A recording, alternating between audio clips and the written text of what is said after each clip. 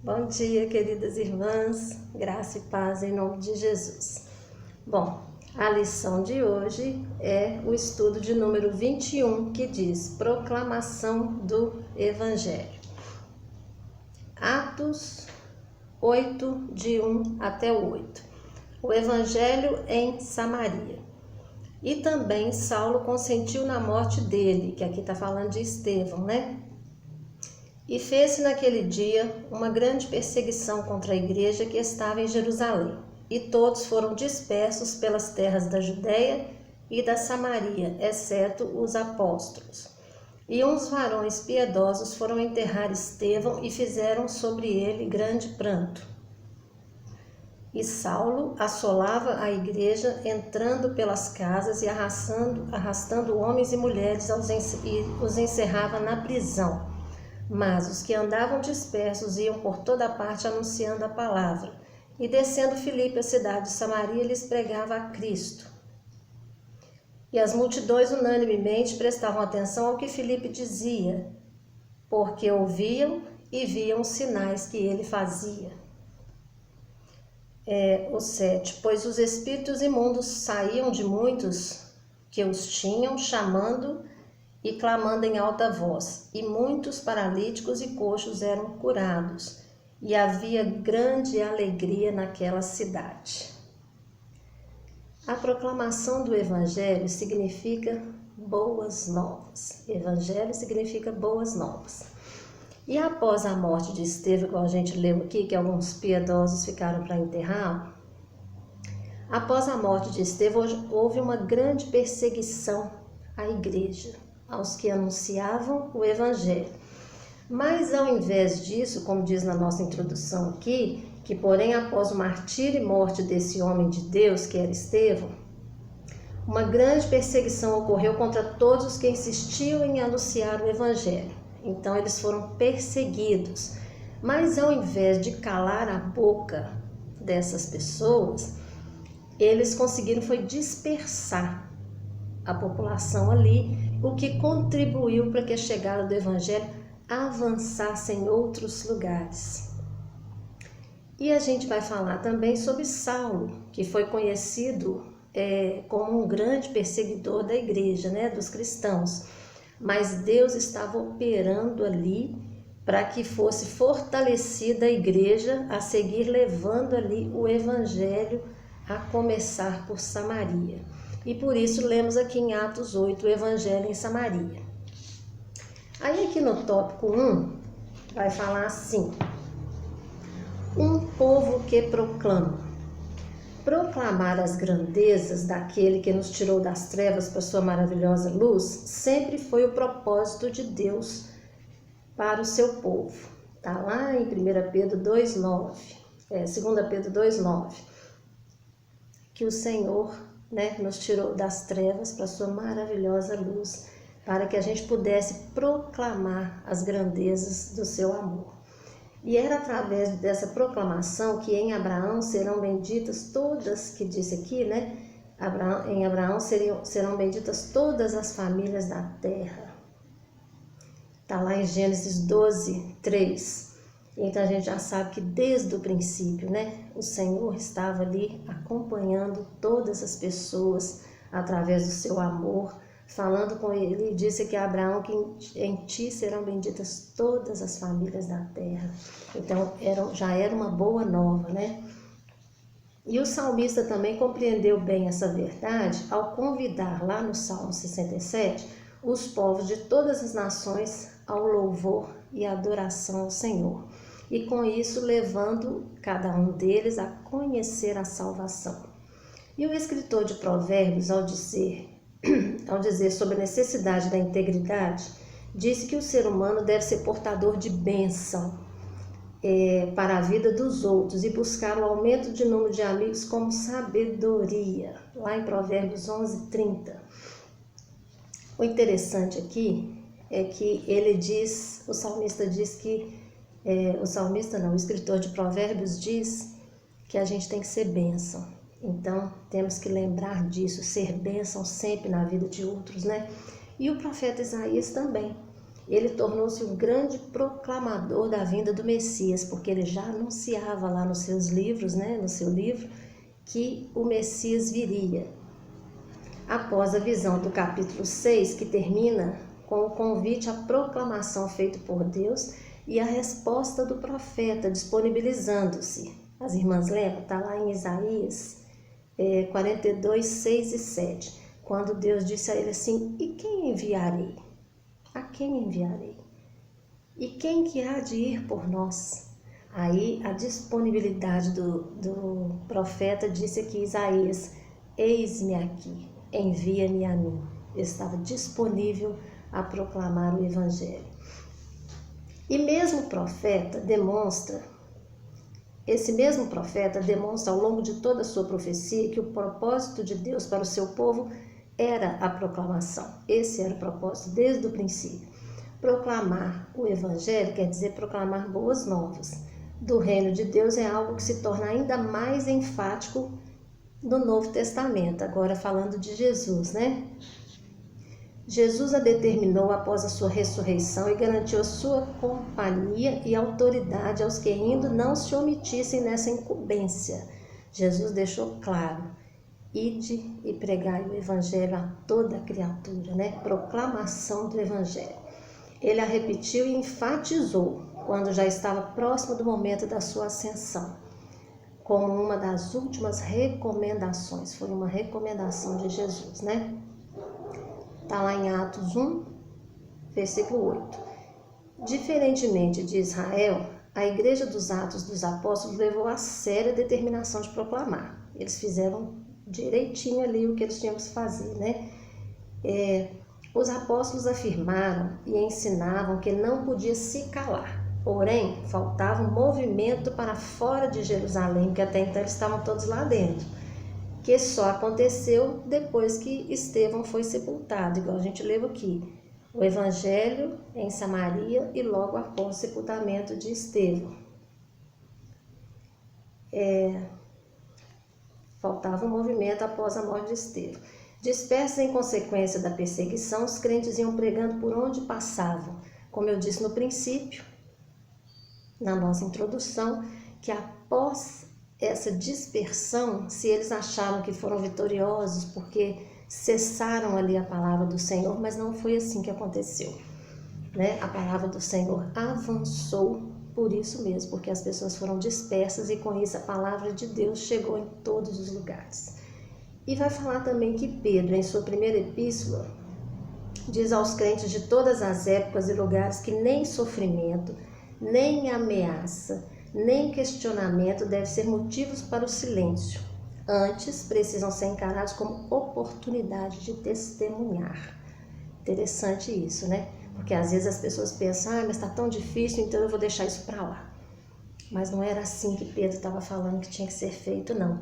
Pedro estava falando que tudo isso tinha que fortalecer a pregação do Evangelho.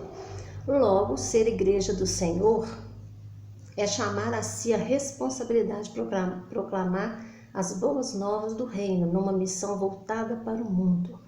Essa é a missão da igreja: proclamar, chamar a si a responsabilidade de proclamar as boas novas do reino. Provavelmente quem melhor entendeu e se esforçou para que a proclamação do Evangelho alcançasse os confins da terra foi o apóstolo Paulo. Falamos no princípio que ele, quando Saulo, perseguia a igreja, e agora, como Paulo, proclamava o Evangelho. O anteriormente perseguidor da igreja, ao escrever sua epístola aos Romanos, afirmou que o seu desejo era fazer com que se cumprissem as promessas feitas aos patriarcas e levar os não-judeus a louvarem a Deus pela sua bondade. Romanos 15, de 8 e 9. Um pouco mais adiante, registra que, para isso, viajou até a província de Ilíria, que ficava na costa oriental do mar Adriático, e informa ainda a sua intenção de alcançar a Espanha, o fim do mundo conhecido até então, passando por Roma. Não sabemos se Paulo conseguiu ali alcançar esse objetivo, mas podemos agradecer ao Senhor porque o Evangelho foi proclamado muito além do limite e chegou até nós.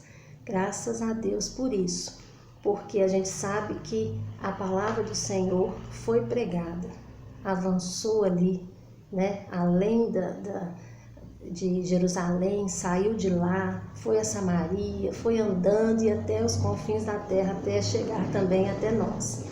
E o tópico 2 vai falar sobre até os confins da terra.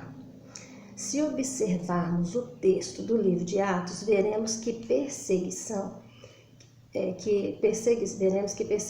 que culminou com a ideia de Jerusalém motivou os crentes à proclamação, desde a sua cidade até Roma, a época capital do mundo gentílico, onde aportou Paulo, convertido, transformado em apóstolo, não mais perseguidor, mas sim perseguido, por causa do Evangelho. Atos 28, 31. Além disso, conseguimos perceber que as boas novas também, por meio dessa igreja em dispersão, alcançaram pessoas na Ásia e no norte da África, como o eunuco da rainha Candace. As irmãs lembram dessa história? Está lá em Atos 8, de 26 até o 40. Depois as irmãs vão ler e vão ver quão importante foi a trajetória desse eunuco.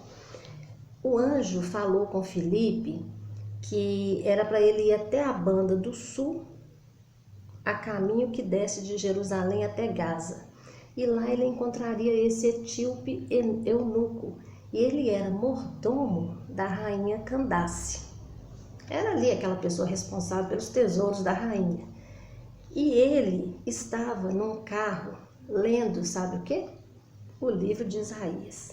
E ele estava lendo o livro de Isaías e Filipe aproximou e perguntou para ele: você entende o que lê? Aí ele disse: não. Se não tiver quem me ensine, eu não vou entender o que eu estou lendo.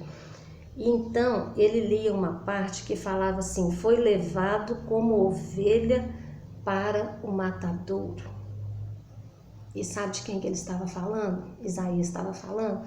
Isaías estava falando de Jesus.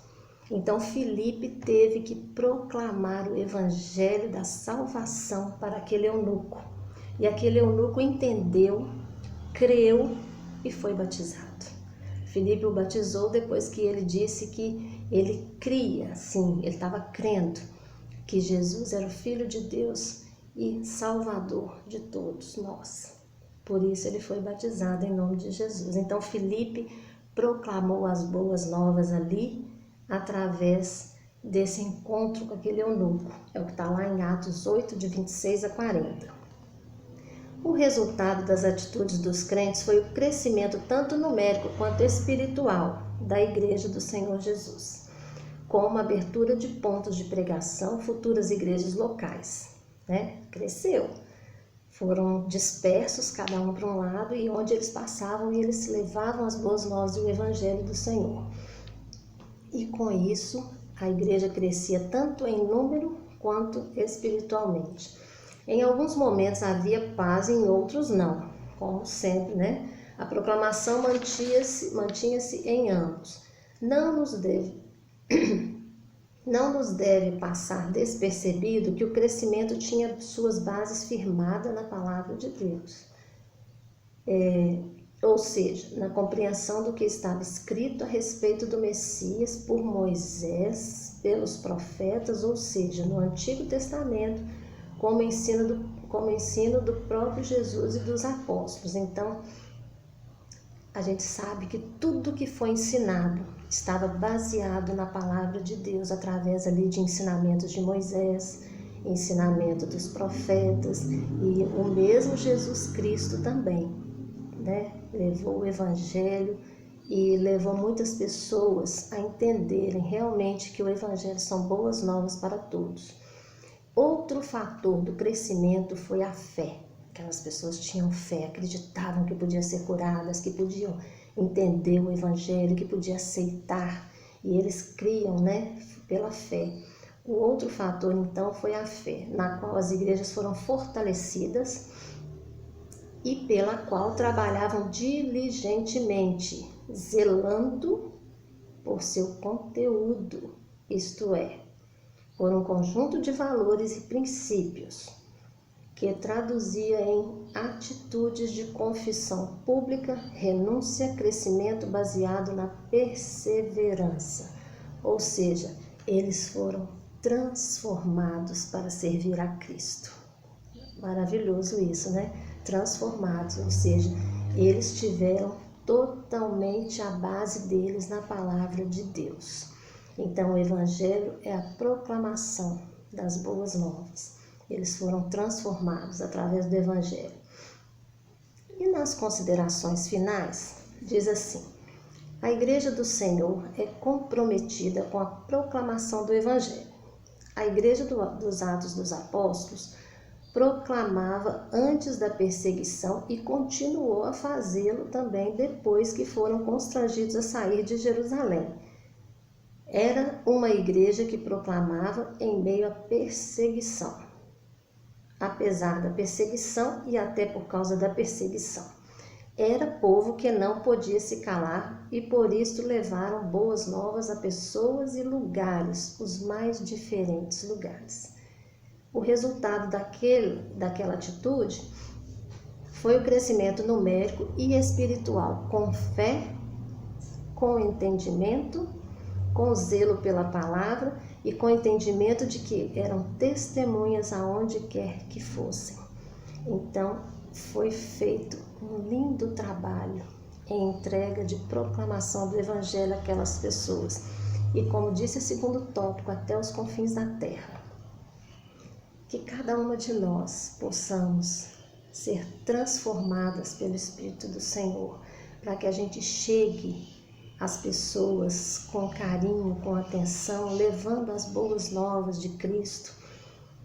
Que a palavra do Senhor chegue a essas pessoas, que as pessoas entendam e aceitem, assim como aquele eunuco, aceitem, creiam que Cristo é o Salvador e que essa palavra chegue até os confins da terra, para que todas as pessoas tenham esse prazer em receber aquela vontade de Deus para nós, que é uma vontade boa, que é uma vontade perfeita, que é uma vontade agradável, e que Ele esteja sempre em nossos corações, que nós possamos, através de perseguições, avançar cada dia mais, que nós possamos, através de perseguições ao Evangelho, mostrar às pessoas que a única salvação está em Cristo Jesus e que Deus, desde o princípio, prometeu a Abraão que em ti serão benditas todas as famílias da terra, e ele estava ali